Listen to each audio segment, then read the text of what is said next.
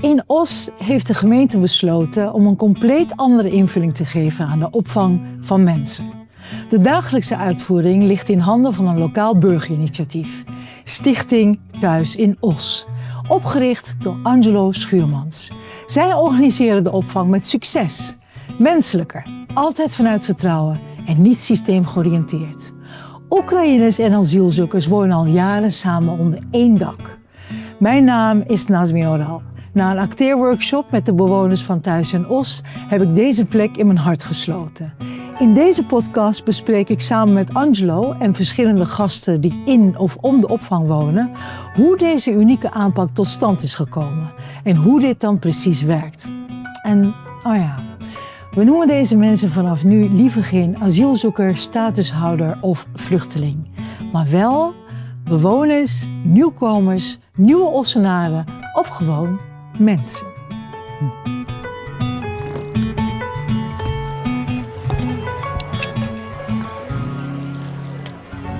Angelo, we hebben nog een gast hier. Kuzey, welcome. We have to speak in English because if we speak in Turkish, then Angelo and people at home would not understand. And usually our guests sit next to Angelo. You don't. You don't want to be recognizable. Could you, shortly elaborate why? Why not? Thank you so much for this opportunity. I want to say in the future, I don't want to be bothered by conservative people in my country. And I don't want to be recognized because my privacy is very important for me. Thank you so much for your understanding. Yeah, of course. Yeah, tuurlijk. But I needed to address it because we want to be transparent about what it means to shape your own future, to be trans, and the challenges that come with it. Yeah? So, you are from Turkey. Yes. And you came to the Netherlands. Could you tell me how it was for you to leave your country, leave your family, and come to the Netherlands? Yes. I am an engineer with a master degree, and for a long time, I believed that education would allow me to live safely and contribute meaningfully to society. But however, in Turkey, my education did not protect me from discrimination or violence because I am a trans man. And over time, I was exposed to systematic harassment, workplace discrimination, and social exclusion. I lost my jobs and was pushed out of professional environment simply because of my gender identity. Beyond professional discrimination, I was also subjected to physical violence. I was assaulted and seriously injured. My jaw, arm, and leg were broken as a result of these attacks. And living under these conditions created a constant state of fear and insecurity. But I realized that I was spending more energy trying to survive and protect myself than actually living, working, or developing my potential. That's why I left my country. And I believe in that when a country cannot protect your physical safety or allow you to exist freely as yourself, leaving stops being a choice. It becomes a necessity, unfortunately. You came here fleeing your country because of unsafety. Then you had encountered the IND at the airport, nine days. Then you're at Ter Apel. You see, okay, rules protect me, but I'm emotionally not safe. And now you're here, Thuis in Os. What was your... I mean, here are also rules, just like everywhere else, to protect you as a human being. But did you realize you were emotionally safe here? What's the difference? How did you encounter Thuis in Os? Yes, in the beginning when I came here, I was a little bit scared because when I saw this camp, I saw the ladies with hijabs. and I was scared because I left my country because of the conservative people, and I don't want to come across again about. Of course, pious people who would shun you or worse. Yes, I understand. exactly. But day by day, when I met them, I learned their opinions, and I like them so much. They are really respectful people. Yeah. Nice. Yes, that's the point of view that people can change their mind when they come across these behaviors, positive behaviors. Yes. Angelo, nou, dit is een safe space. En Thuis en ons staat ook bekend als een veilige plek voor LGBTQI+ mensen. Klopt. Dus je ziet eigenlijk dat er heel veel mensen in onveiligheid op andere locaties leven. En op het moment dat COA dat in het vizier heeft, kunnen zij de keuze maken om iemand over te plaatsen naar onze locatie. En dat is dan ook de manier waarop mensen bij ons terechtkomen. Precies. Want mensen kunnen zelf niet zeggen, ik wil naar Thuis en ons. In principe niet. Nee. Maar zie je wel dat het COA dan, omdat ze weten dat dit een van de plekken is in Nederland. Want ik neem niet aan dat dit de enige plek is, hoop ik, in Nederland. Of COA denkt dat iedere locatie een safe space is. Ik snap. En er is een groot verschil tussen wat iemand achter een bureau bedenkt en beleid maakt en de realiteit. Precies. Dus in principe zijn er, mijn inziens, ontzettend veel locaties waar mensen onveilig zijn. En heb je maar weinig tot geen plekken waar er zoveel aandacht en actieve ondersteuning is voor deze doelgroep. En hoe is die ondersteuning, hoe ziet die eruit? Ja, voor mij was het belangrijk dat de bewonersraad die we hier hebben, waar we het ook in de andere aflevering over hebben gehad.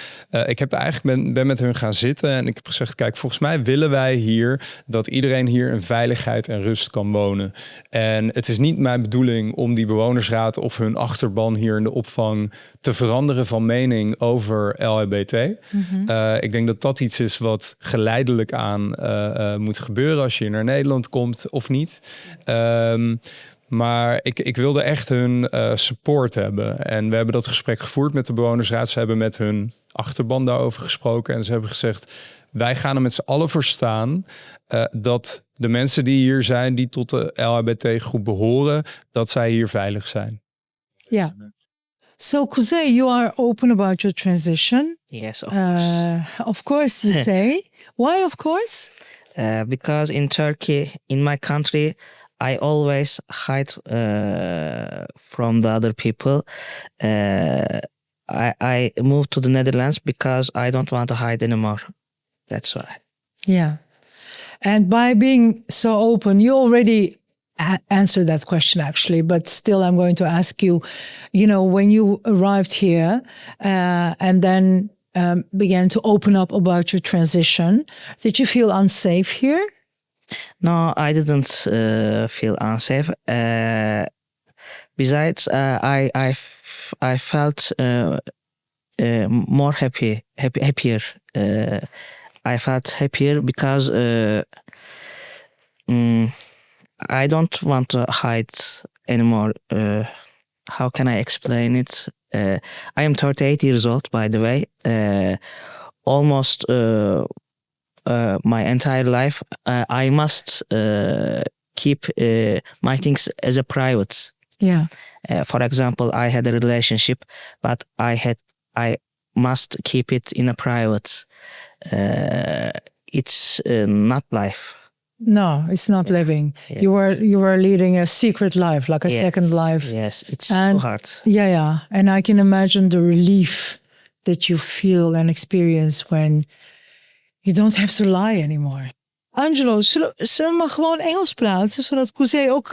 let's speak English so that you can also follow us. You said it's better to have the LGBTQI+ community... Separate the groups? To separate the groups. Why? Because one would think it's... Why? It's a dilemma, right? Because you wanna kind of say, Yeah. I want you to be safe. I want you to come here to Holland and feel safe. And if that requires a separate space, then have it and feel Yes. safe. But also we have to realize that it's also a missed opportunity for people to get to know each other and to learn from each other. Because after isolation is not always good. Huh? Exactly.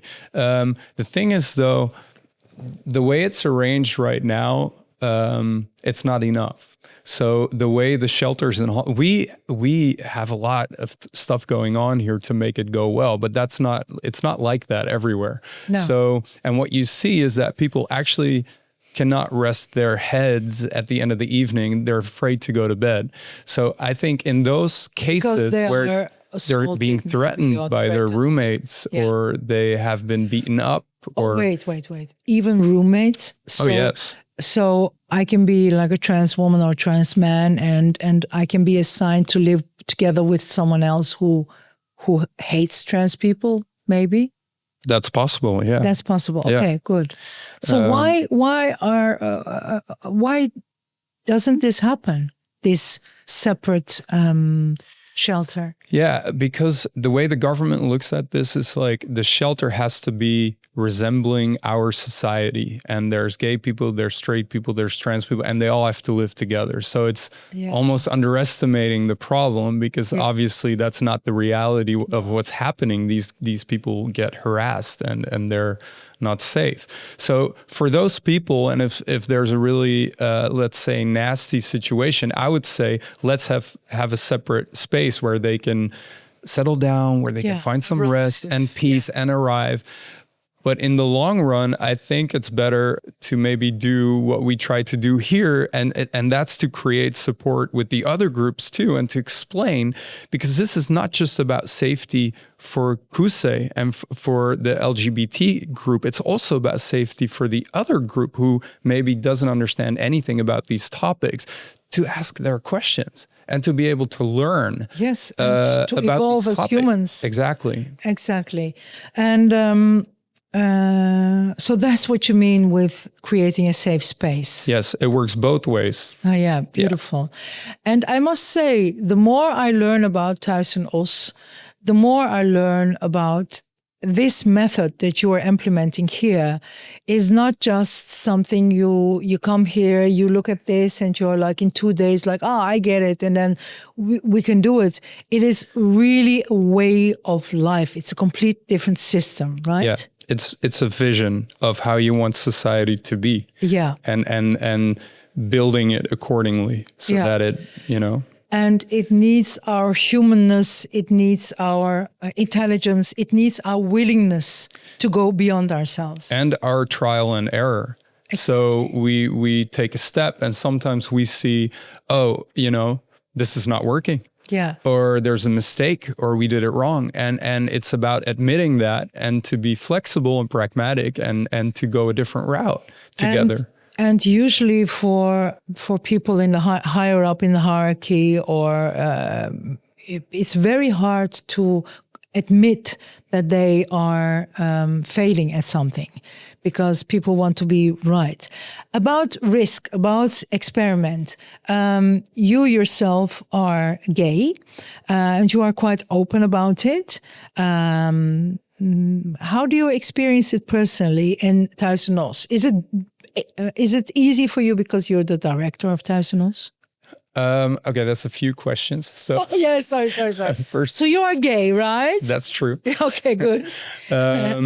Well, I think for me, being gay, it's this topic is easier to understand. So I understand the urgency to have a safe space because of who I am. Yeah. Do I experience any hardship because of it? There have been difficult conversations and there have been difficult moments for me, for sure. Yeah. Could you elaborate? Yeah, when people, you just feel people, because of their cultural background, they have a certain way of thinking about you, or it's almost weird to them that I can be the director of an organization because they're not used to a gay man being proud of who he is and running a show. for instance. Yeah. And it's and being accepted as a leader. Exactly. And I always try to create a space so that people can ask me about that. I really prefer when people say, hey, how does this work? There was a guy who told me once that he really was convinced that homosexuality was like a Western invention that just started like 10 years ago. Yeah. It's like, but I was so happy that he came to me and just said it, because then you can talk about it, and then you can justify and say, hey, wait. Right. Because it's terrible when you sense stuff with people and then it's under the skin. But when they come and say things to you, you can deal with it head on. Yeah, and you told me once, Kusay, when you came here, you saw the rainbow flag outside. Can you tell about that, or how that felt for you? Yes. When I saw the rainbow flag outside, I felt more safely, because they told me that also our manager is gay, and I felt really relief, yeah. And I trust Angela so much. Yeah. Yeah. Kuzey, your name means north. Yeah. In Turkish. Did you choose your name? Yes, I choose my name. Why did you choose your name?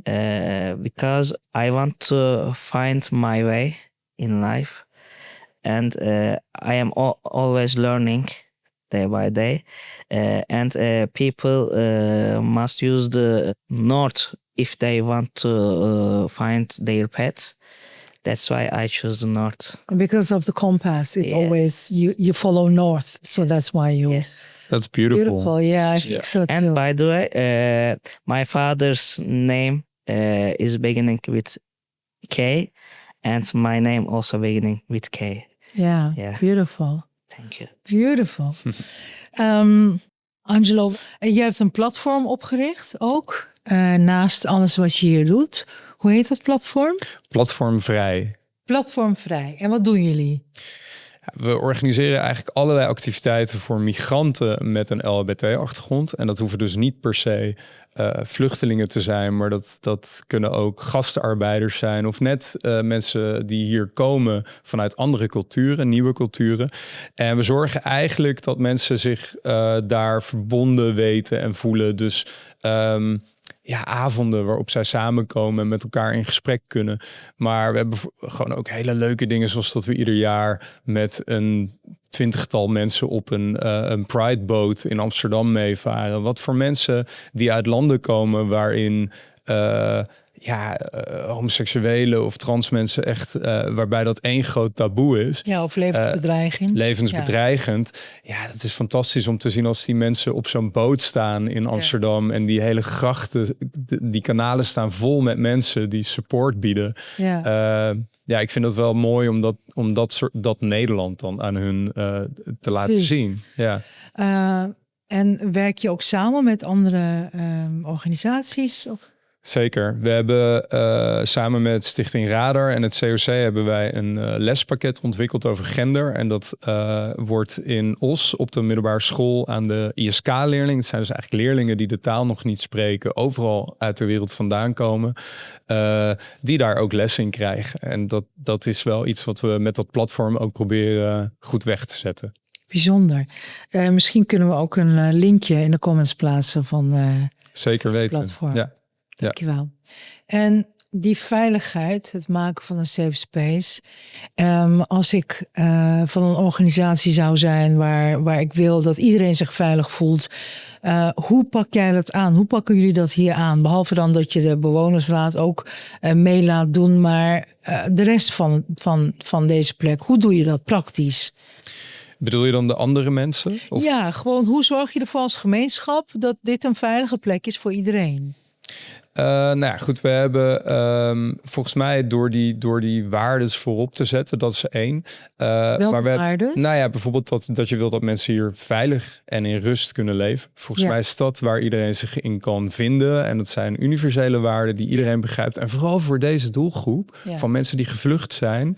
heel herkenbaar zijn. Ja. Dus dat Dus is... of je nou vlucht voor oorlog of omdat je trans bent, iedereen wil aankomen, rust en veilig. Precies, ja. En je zegt, evident en al die dingen, maar precies wat je net zei, overal denkt het COA is elke opvang veilig. En daar zijn ook regels en daar zijn ook dingen waar mensen naar leven, regels en veiligheid en weet ik veel. Maar toch is het niet veilig, omdat mensen daar door elkaar, bij elkaar leven. En omdat jij zei, het COA denkt, of de regering denkt, opvang moet zijn zoals Nederland is, gemengd. Dus doen we dat ook en dat moet werken. Maar jij zegt, zomaar mensen bij elkaar zitten, dan kan je wel regels hebben, maar dat betekent niet dat het werkt. Waarin werkt het hier dan wel? Wat is anders hier?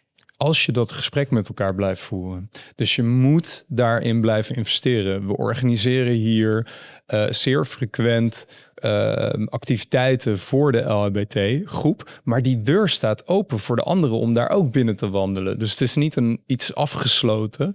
Er is veiligheid voor de mensen die zelf niet tot de doelgroep behoren van de LHBT om hun vragen te stellen. Om te vragen, hoe zit dat nou hier in Nederland? Want er is veel onwetendheid over hoe dat allemaal werkt. Ja. Dat is belangrijk. En het ook laten zien. Als je hier het terrein op komt, het eerste wat je ziet is ook een regenboogvlag. En onze medewerkers hebben, als ze dat willen, vaak ook een speldje op. Of er hangen hier in het gebouw op meerdere plekken signalen waarmee wij zeggen, wij gaan hiervoor staan voor deze groep. Ja, Kuzey, if I'm listening and watching to to this podcast, and I have an organization, doesn't matter what kind of organization or a place or a public space, what could those people do in order to make those spaces a safe space for people like yourself? In the beginning, I don't want to say anything because I want to show them that they are in a safe place. I want to show them because talking too much is not good for people. Just showing themselves that they are really in a safe space, it will be very good for understanding with each other. Yeah.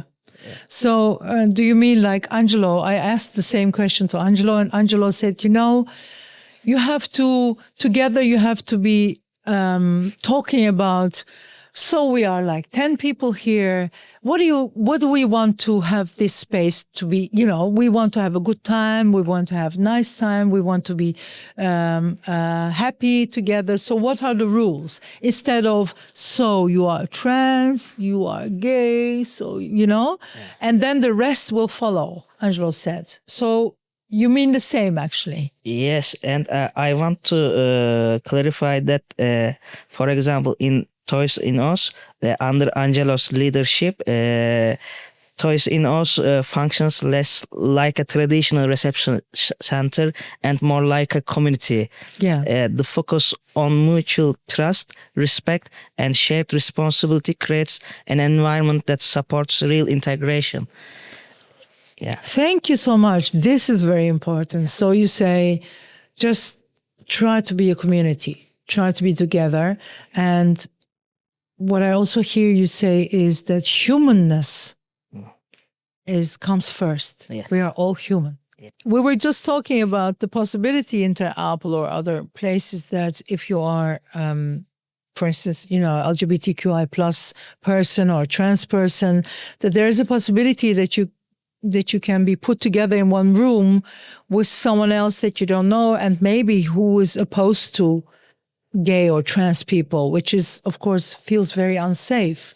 How was it for you? I actually, maybe this is a good question for Kusa, because I think there was a situation involving his case. So, So you wanted to,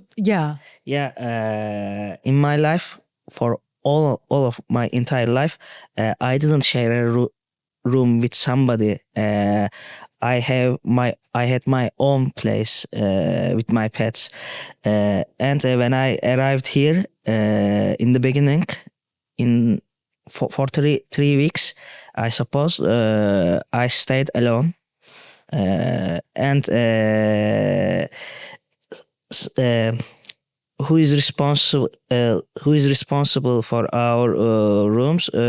She told me that you should share your room with a person, and when I heard it in the beginning, I was unhappy because I didn't know how I could react, and I didn't know how I can share my room with Stranger, a yeah. stranger. Yes, it was very difficult for me, but they allow me.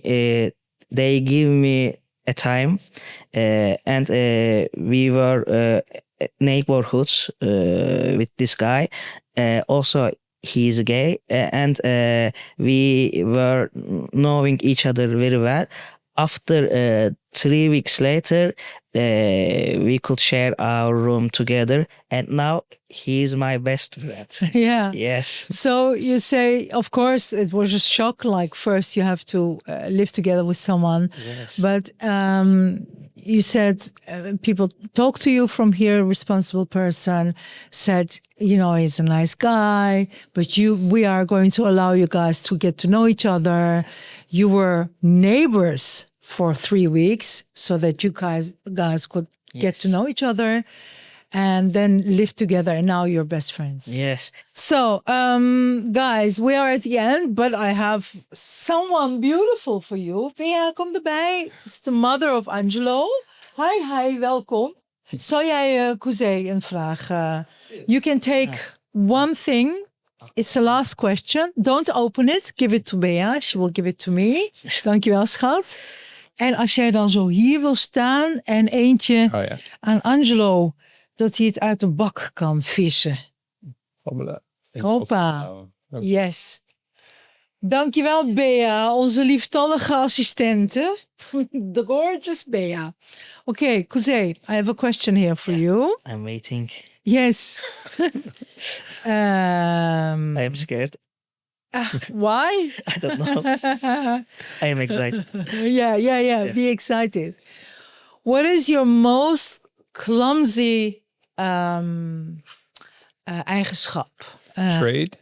Character. What's your most clumsy character trait? If I fall in love with a woman, I become a silly person. Yes. So you become a silly person like Charlie Chaplin, like a silly person when you become in love with a woman. I become more childish. Ah, okay. Yeah. Oh, I think that's beautiful. Yeah, that's nice. Yes. Ah, so you become childish. Beautiful. Thank you. Angelo, jouw vraag. Wanneer heb je voor het laatst gehuild? Echt. Ik huil niet heel veel, maar echt afgelopen weekend. Toen was ik ineens dat ik dacht van, dat ik moest er heel eventjes soort van uit. Dat ik een momentje nodig had om heel even. En het komt ook door de donkere dagen. Dus dat ik even dacht van, nou, nu moet ik het heel even loslaten. Was je even emo of moe? Ja, gewoon heel even heerlijk emo. Ja, fijn. Ja. The question was, when did you cry for the last time, Jose? In the morning today. Today in the morning? Yeah. Can I ask you why? Because I have 2 cats and 1 dog. And my older cat is now 15 years old, and I used to wake up with them in the bed, and I miss them so much. I miss lying down on the bed together. Okay, I talk with my mom, with my sister on the phone. We can talk with each other, we can understand with each other, but when it comes to the pets, they don't recognize that I am thinking of them. That's why I feel emotional. Yeah. Thank you so much. If there's something you want to add to it, Yes, I have a residence permit for 5 years. Last month, I got this letter from IND. That's why I feel very happy. And my gemeente is Amsterdam. Oh, Yeah, and I am waiting for the house, and I am waiting for the job. But first of all, I want to learn Dutch. Very well. Yes. That would be nice. Yes, it's a struggle thing for my career because in a marketing area, I must speak in Dutch. Yes. Yes. Thank you for this answer, because I forgot, but I wanted to ask you, Kuzey, what are your dreams for the future? What is it you want? Yes, I want to create my own family in Netherlands. That's why I am here. But I think it's gonna take some time. Yes. Yeah. What beautiful, beautiful dream, wish. But it's not a wish. The path you're walking. Yeah. Like the to the north we go. Yeah, thank you so much. Thank you so much. Hoe zorg je ervoor dat een stad of wijk niet in opstand komt tegen de komst van een opvang? Hoe creëer je draagvlak? In de volgende en alweer laatste aflevering gaan we het daarover hebben. Bedankt voor het kijken en luisteren. Tot de volgende.